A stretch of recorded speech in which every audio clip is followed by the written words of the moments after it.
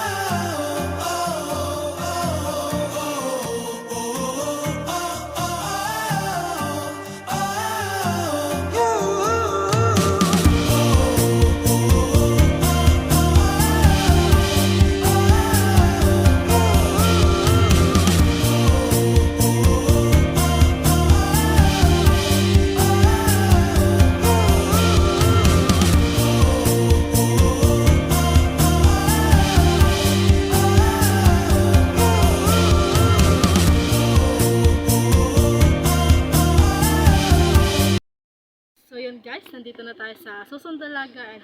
Bago po tayo makakapag-akyat sa taas, we should go first sa may entrance MM. Doon sa may information desk nila. Doon tayo pupunta first guys. Let's go!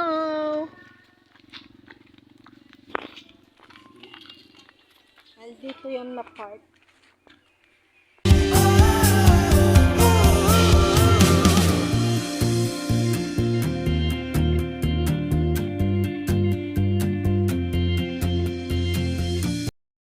Aakyat na tayo dun sa taas.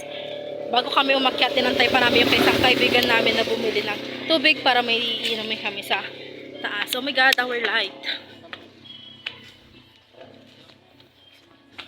Yung light natin, guys. Hi, ma'am. And then, trivia guys, may 387 step itong susundalaga bago ka makaakyat dun sa taas sa pinakatuktok. And then, may cave din dito guys. Papakita ko sa inyo mamaya. Uy, nasa start pa lang tayo. Hinihingal na ako. My God. Hindi ako para sa ganito guys. And then, meron din mga nakasabit-sabit dyan. Naka-inverted sila kasi naka-front cam ako. Uy, hinihingal talaga ako guys.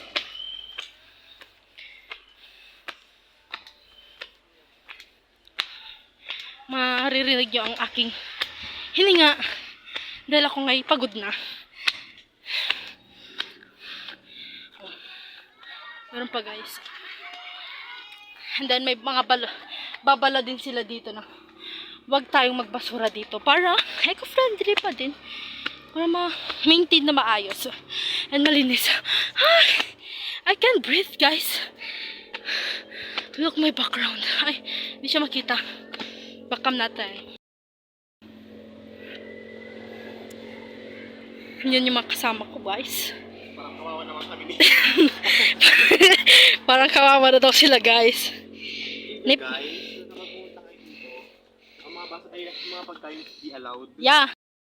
Guys, di ba mayroong babalakan nila doon na bawal magkalat. Oh. Pero kapag may mga dala kayong bottled water like this, allowed siya. Pero kapag mga foods, hindi siya allowed kasi hina-avoid nila magkaroon ng hinihingal ako. Magkaroon ng karat sa taas. Diba? Mataas pa guys, hanggang pa dun. Di pa natin nakabot yung kalahati na ito guys. Oh my God, hingal na ako.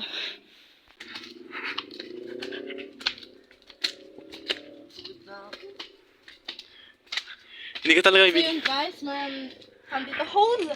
May Hole. butas dito na pwede mong pasukin dahil may tubig dyan. Sige, bilis. Sure. Nagdosa talagang pinaka-cave. Pinaka-cave niya. Pinaka-cave ba yun? Tama ba? Merong nag-pre-lock sa taas kanina. Sayang lang hindi namin nabito. Are you sure?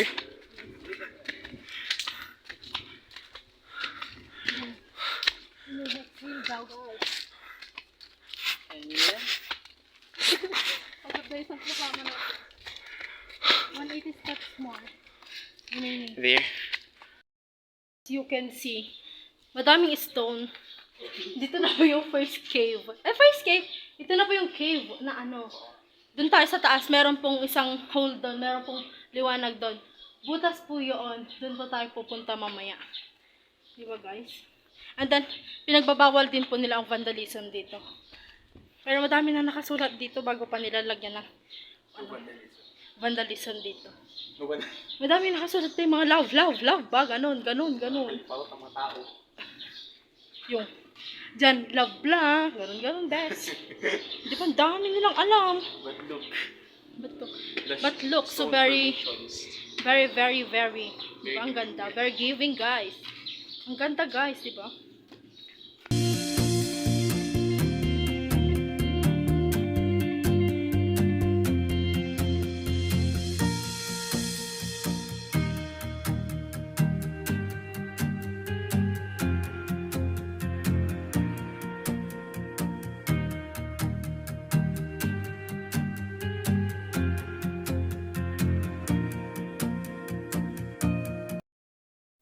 So yun guys, pababa na tayo sa very risky ang ating pagbabahan kasi wala siyang mga hagdan guys. Pwede ka humawak sa mga bato-bato pero hindi siya masyadong pwedeng pagkapitan kasi madulas. And meron siyang mga tusok-tusok. Ang gagawin mo before ka makakababa, umupo ka muna and then maghanap ka ng hindi masyadong madulas na bato para hindi ka madulas. Lalo kapag tanga-tanga ka guys, hindi mo alam kung saan ka dadaan.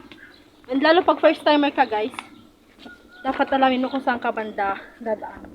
And kawawa na yung photographer ko guys kasi palikod siya dumaan.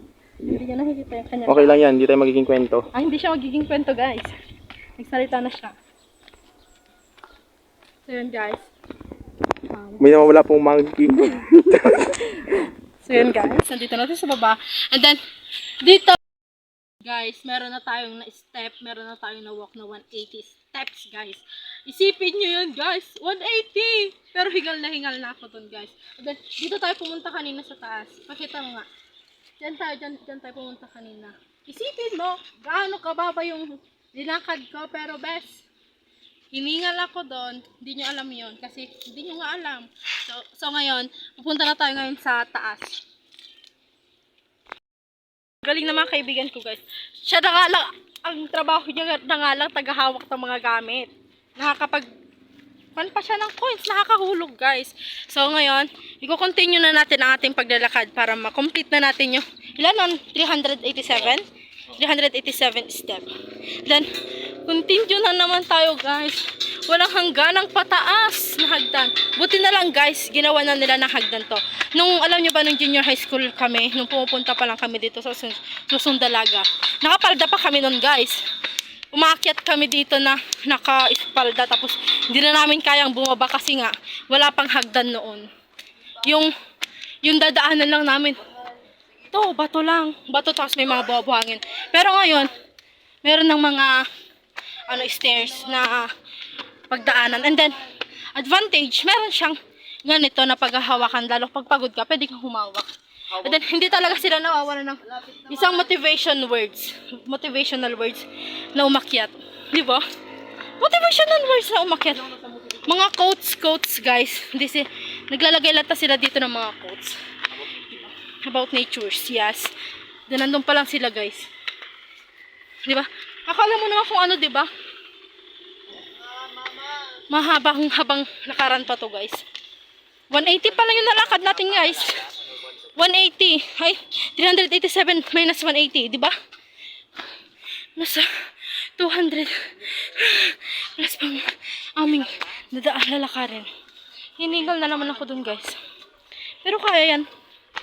Kasi nga, ginusto natin to maglakad ng ganito, be. Yan. Kasi guys, wala kayong makikita mga pandito, mga supot or anything na pinagkainan kasi nga pinagbabawal nila ang pagkain dito sa taas. Wait, supot? Diba? Yeah, supot. Ano siya? Siyang supot, guys. It's not supot, but supot. Continue lang ang paglalakad dito sa stairs hanggang sa makaabot tayo ng Sa taas. And dito? medyo malayo-layo pa, guys. Pero natatanong mo na ang? Meron, naririnig ka, bes. Dito natatanaw na natin. Simula pa lang sa taas, doon sa may pinagbidyohan natin sa may cave doon, natatanaw na natin ang mga structures. Dito, mas lalo natin nakikita yung mga structures dito. Isa pa, nakikita na dito yung cemetery. Cemetery, doon siya. Diba? Umakyat ka pa ng kaunti, guys. Faster, guys. Umakyat ka pa ng kaunti. Makikita na yung masyadong close up, best. Makikita na dito yung mga bahay-bahay dyan dito sa Mora. Pakita mo nga, guys. Para lang bahay ng mga duwende kasi kapag nandito sa taas, lumiliit kasi sila. Lalo kapag nasa taas ka na, guys, liliit yan. Let's go!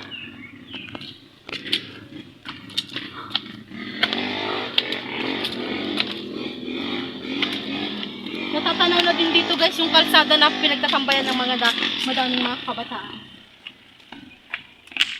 Diyan sila madalas magtambay lalo kapag mga hapon. Tambay nga, di ba? Kasi nga, may sunset kasi kapag maganda yung view ng sunset.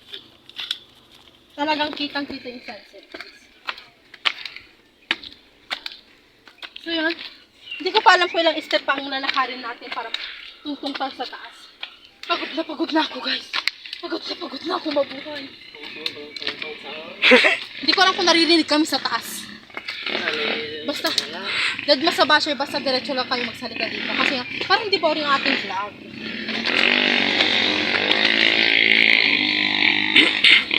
Naririnig nyo yun, guys. Nakarating na tayo dito sa taas. Tapos na din natin yung 387 step. Tapos ngayon, yung bangs ko basang-basa sa pawis. Dahil nga, manibala pag pumunta ka dito, hindi ka papawisan. Ano eh?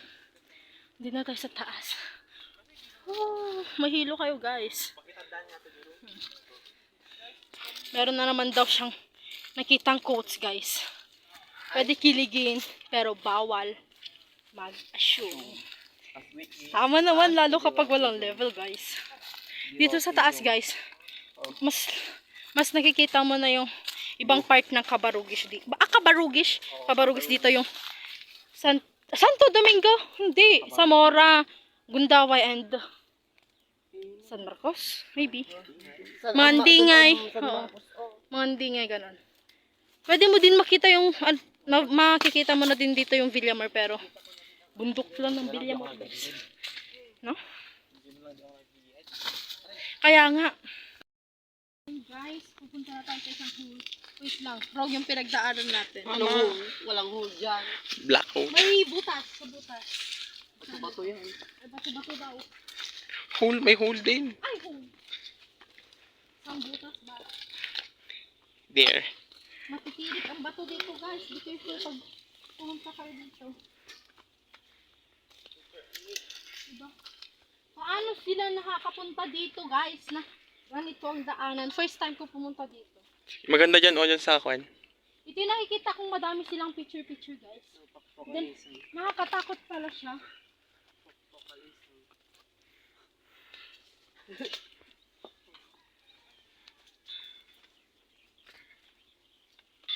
Oh, look guys, nakakatakot. Ang tirik ng mga bato. Dahil hindi ko alam kung saan sila nagpipicture. Doon nata sila nagpipicture. Pakita mo doon. Diyan nata sila nagpipicture sa mga bato-bato dyan. Hindi ko na makita kung saan banda dito yung butas doon sa taas. Yan ba yun? That's the hole. Ay! Yan yung sinasabi niyang butas. Akala ko. Hindi ko na kung saan. Kasi di ba may butas sa taas na ano, guys? Hindi ko na mahanap kung saan. Sabi nila, no vandalism, pero pwede palang magsulat ng pang using the stone. Nakakatakot talaga guys. Yung feeling na parang aapakan mo yung bato eh. Maano siya. May bitak. Mabibitak. Pero Jesus name, hindi. Nakakatakot guys. Magiging kwento ka dyan. We're scared. Hindi naman pupunta doon kasi nakakatakot. Mag-picture na lang tayo doon. Na, Pero ang ganda ng view. yeah, maganda yung view. Pero nakakatakot nga. Ang risky. Don't put yourself in risky situation kasi magiging kwento ka be. Ngayon, punta na lang tayo sa kabila. Doon na lang tayo magti-take ng picture. Doon tayo magti-take. Oh my God, yung pawis ko pumunta sa aking eye. Then after natin mag-take ng picture, huwag na tayo magpahinga at pupunta na tayo.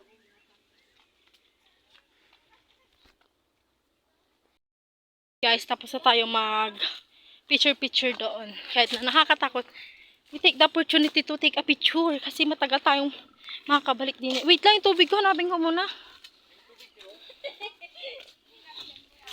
Kasi, may isang kalat dito guys, wala. Nakakahiya naman kapag iwan natin itong tubig natin.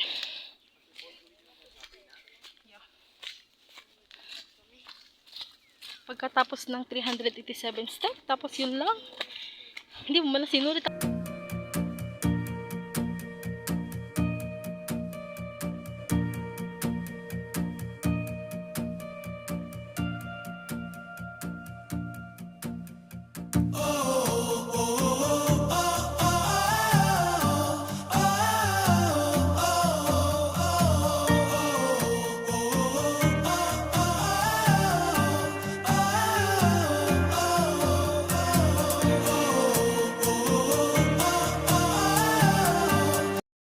Baba na tayo dito sa sa baba ng Susundalaga. And then pupunta tayo ngayon dun sa before tayo pumunta dun sa pinagtatambayan nila, kailangan pa daw mag time out guys.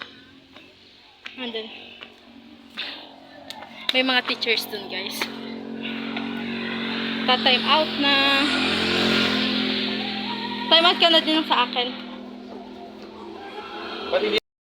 So yun guys, nandito na kami sa may pinagtatambayan. Nandun po sila sa nahihiya po pumunta doon. Pero kakapalan namin ang ating face para makapag-picture.